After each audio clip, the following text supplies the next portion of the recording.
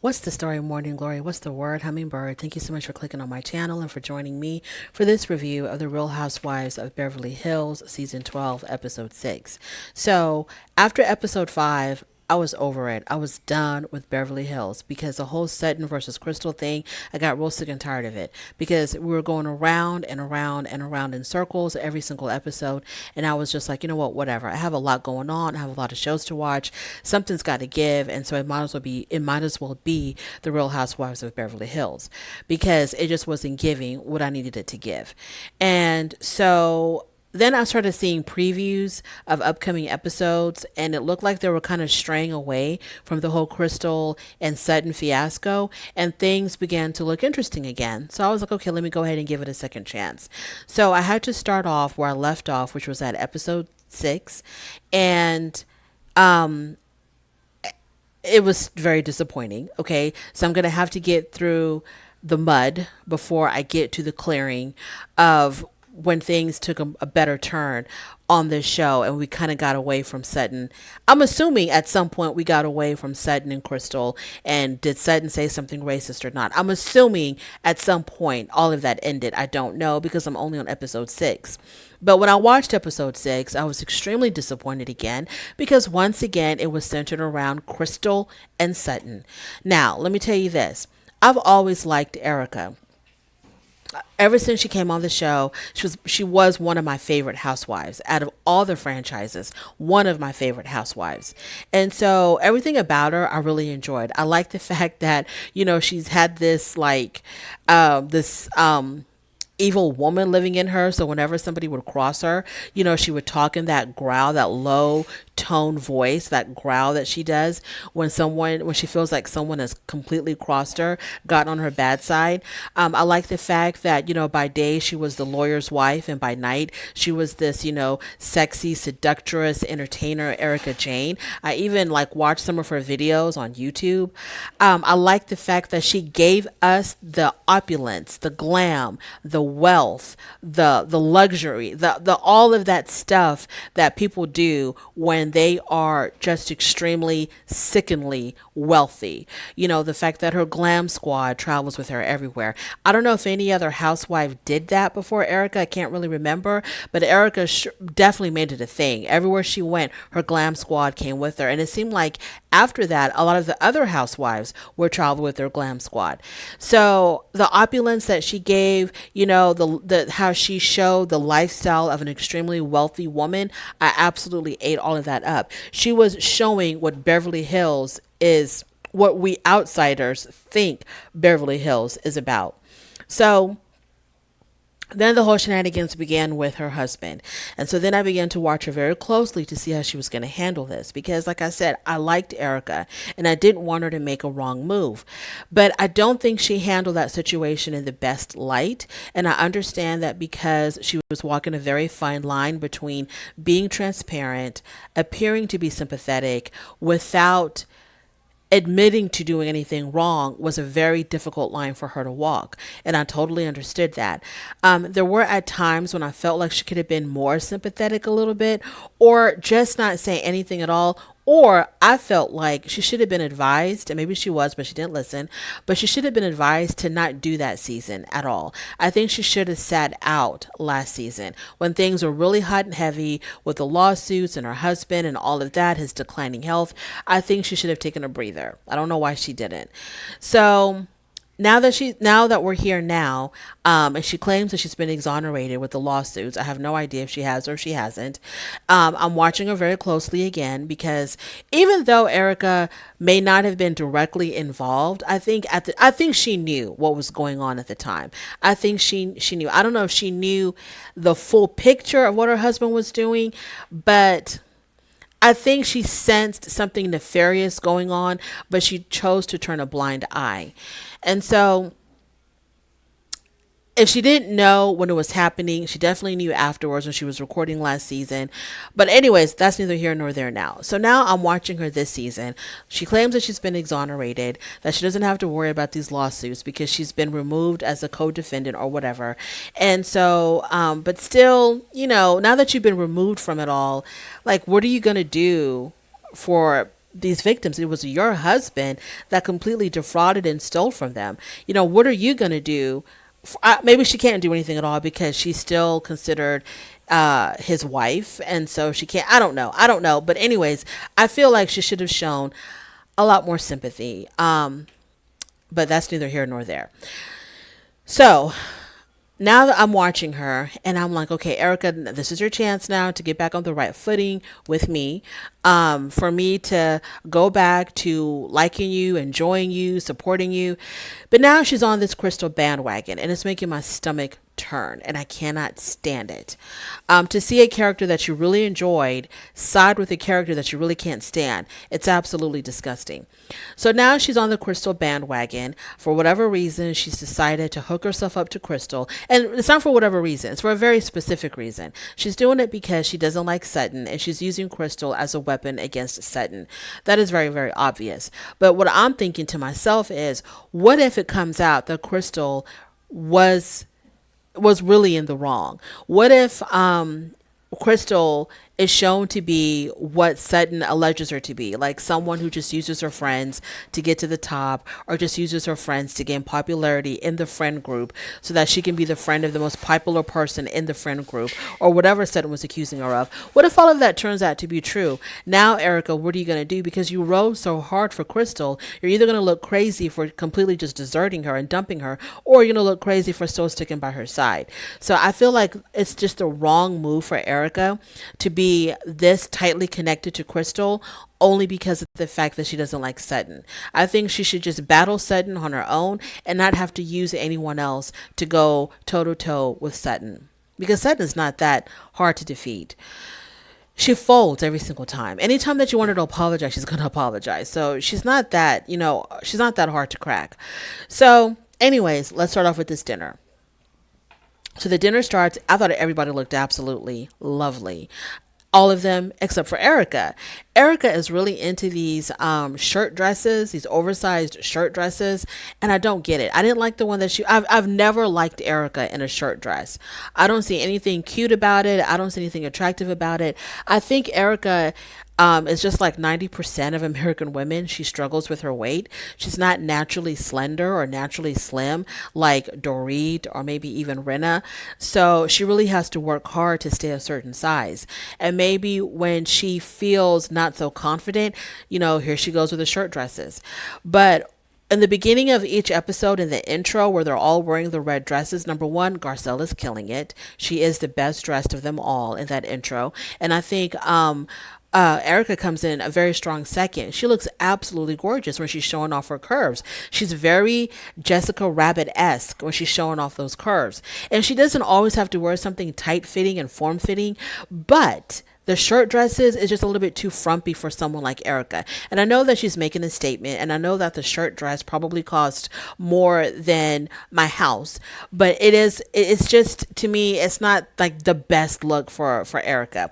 But moving on from that, everybody else, breathtaking. Garcelle looked really good. I like Sutton's dress. It really fit that whole Southern belle aspect of her. All of them looked really good at the dinner table. And so it was Crystal, and it was, I think, Diana, who came with the bird earrings to sort of like pay homage to Lois, because Rinna believes that her mother's communicating to her through birds. So as when they all sit down, the subject goes to, I think it was Rinna that brought up Diana's book. So Diana had written a book a few years ago called Room 23, and it was supposed to be like a very empowering book for women, and how, and the body image thing, being very confident with who you are as a woman. And a whole bunch of celebrities were featured in the book in various photo shoots, just to show body positivity, body confidence, so on and so forth. And the pictures were, I think, kind of risque, very sexy lingerie type of pictures. So, and I think the profits went to charity. So when the book came out, so when Renna brought up the book at the dinner table, Diana did not want to talk about the book. She kind of shook her head and she was like, "We've already talked about the book." And so they kept on pushing her about the book, and she was like, "No, no, we've already discussed. I think we've already had this conversation." And then Bravo shows us a flashback of when they talked about the book. I think at Harry Hamlin's birthday party. The book was already discussed there. So I thought Diana didn't want to talk about it because she was upset that the women forgot that they already talked about the book. And so she was getting frustrated, like, "Hey, don't y'all remember? We've already discussed this. Do y'all not listen to what I have to say? How could y'all forget that we already talked about this?" I thought she was upset about that. Well, coming to find out, she was actually upset because when the book was released, she got a lot of negative criticism for that book. Some of a celebrity forum called Crazy Days and Nights alleged that Diana's book was a front for a secret call girl ring.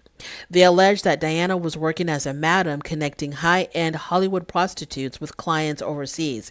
And they also kind of connected her very loosely to the whole Jeffrey Epstein thing. So, yeah, she didn't want to talk about the book. And now I totally understand. So, once they get over that, they start talking about the conversation very quickly goes to Sutton and Crystal. So Erica goes really hard for Crystal. She was Crystal's mouthpiece. She was Crystal's PR agent. She was Crystal's defense attorney. She went hard for Crystal at that dinner table. And Sutton basically wanted Crystal. Sutton said, I've apologized for saying anything that was offensive, that you may have taken as being offensive. I've apologized for all of that. But what I need you to do now is I need you to stop talking about it. I need you to stop, besmirching my reputation. So she tells Crystal, you need to say this. You need to say that I will not talk about this again. Now, Crystal was basically like, okay, sure, fine, whatever. And Sutton was like, no, I want you to say the words. I will not talk about this ever again. I will not bring this up about you ever again. Something to that effect. Crystal was still kind of resisting it. Sutton kept on insisting on it. And she started off by saying, well, I feel like, and then Sutton was like, no, that doesn't sound like you're saying that you're not going to talk about it again when you start off your sentence with, I feel like. And then Erica interjects and says, hey, wait a minute, let her talk, let her express herself. And then Garcelle interjects and says, wait a minute, Erica, why are you so deeply involved in this? You don't have a dog in this fight. And Erica was like, well, I'm involved because I can be, because I want to be. So then finally, Crystal says the words that Sutton wants her to say, and it seems like the whole situation is squashed. And then Crystal says, well, the other night you said that you hated me. And then Sutton kind of got riled up again. And Sutton was like, I never said I hated you. And Diana, who was sitting next to Sutton, was like, yes, you did. You actually did say that you hated her. And the sentence that Sutton had said the previous night was, I like you as much as I hate you. As much as I like you, I hate you. And Diana was like, there you go again with your contradictions. For example, she talked about how Sutton contradicts herself as a vegan. She claims that she's a vegan, but she eats bacon. And she thinks that there's nothing wrong with that. And Sutton even has the nerve to say a lot of vegans eat bacon. Okay. So Diana got frustrated with Sutton because, like, here you are with your confusing language, your mushy language. Nobody really understands what you're saying or where you're coming from or where you stand. So then Sutton got upset with Diana. And so the two of them were going back and forth. And Sutton was getting, kind of like aggressive in her tone. And I think she was trying to tell Diana either to take back what she said or to apologize for what she said. I think she was like, take that back. And Diana was like, I'm not going to take that back. And, what if I don't? So Diana was not backing down. Sutton was getting kind of emotional and crazy. And Erica interjected and said, there you go with your finger in her face. That's a very aggressive manner. And Diana was like, you always talk about how you don't respond to people yelling at you. You don't respond to people being aggressive with you. And here you are being aggressive with me. So when Diana threw that in her face, Sutton kind of lost it. Everybody was trying to tell Sutton, to calm down, relax. Diana's only trying to help. Why are you attacking her? So when it came down to like the whole table was against her, she couldn't take it. She couldn't hold. So she has to get up and she walks away from the table and Kyle follows her. And it seems like Sutton was trying to actually take off her mic and maybe just, leave the scene completely. And Kyle was trying to encourage her to calm down, relax, come back to the table. You're better than this. So then when she comes back to the table, Sutton tries to apologize to Diana.